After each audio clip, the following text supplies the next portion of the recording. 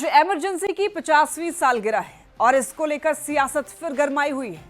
NDA emergency के बहाने कांग्रेस और महागठबंधन को घेरने की बड़ी तैयारी कर रहा है। कैसे चुनावी साल में सरकार इमरजेंसी के मुद्दे को भुनाने वाली है, इस रिपोर्ट में आप देखिए। 25 जून 1975 ये तारीख भारत के इतिहास में काला अध्याय है। 25 जून की ही तारीख थी जब पूरे देश में कांग्रेस की सरकार ने इमरजेंसी लगा दी। इमरजेंसी के लगभग 50 साल के बाद भी ये मुद्दा सियासत का केंद्र बना हुआ है। इस साल बिहार में विधानसभा चुनाव है और बीजेपी इमरजेंसी के मुद्दे को गांव-गांव तक पहुंचाने की तैयारी में है। उसी को लेकर के हम जनता के बीच में जाते हैं कि पत्रकारों के आजादी को हनन हुआ था, नेताओं को जेल में डाला गया था, मूलभूत सुविधाओं को वंचित किया गया था जनता को, और कानून जो है अपने क्रूर चेहरा जो है कांग्रेस का दिखाया था। बीजेपी के साथ जेडीयू ने भी इमरजेंसी को लेकर विरोधियों पर दबाव बनाने की रणनीति बनाई है। एक पार्टी वह है जिसने बिहार को अपहरण, हत्या और भ्रष्टाचार का अड्डा बना दिया, और दूसरी ओर वह कांग्रेस पार्टी है जिसने पूरे देश को जेल खाना बना दिया। दोनों का गठबंधन फिर से बिहार को उसी अंधेरे में ले जाना चाहता है। तो महागठबंधन का आरोप है कि बीजेपी गड़े मुर्दे उखाड़कर बेमतलब की सियासत कर रही है। बीजेपी के पास कुछ पॉजिटिव अपना तो है नहीं, उपलब्धि कुछ है नहीं, तो गड़े मुर्दे उखाड़ कर बात करती है। आपने तो एक अघोषित आपातकाल लगा कर रखा है।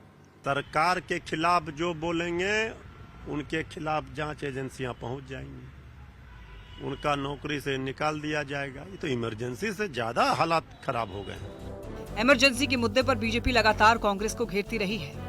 इस बार तो बिहार में चुनाव भी है, तो इमरजेंसी के साथ जंगल राज की याद को हथियार बनाकर एनडीए चुनावी रण जीतने की तैयारी में है। जनता पर इन मुद्दों का कितना असर होता है, ये तो नतीजों के बाद ही पता चलेगा।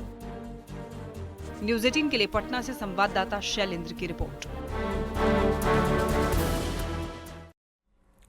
आज आपातकाल के 50 साल पूरे हो गए और इस मौके पर बीजेपी ने इसे काला अध्याय के रूप में मनाया।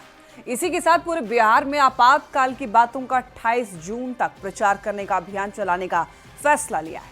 विधानसभा के विस्तारित भवन में आयोजित कार्यक्रम में केंद्रीय मंत्री मनोहर लाल के साथ डिप्टी सीएम सम्राट चौधरी, विजय सिन्हा, बीजेपी प्रदेश अध्यक्ष दिलीप जायसवाल सहित पार्टी के तमाम नेता मौजूद रहे।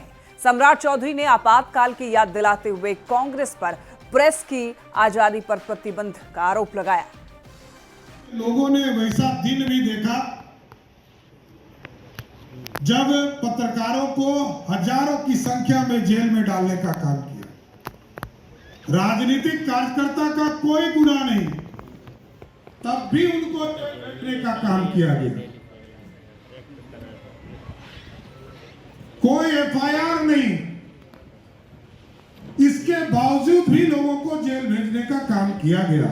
तो हमारी आज आबादी 95% वो उस काल की नहीं है, उससे बाद की।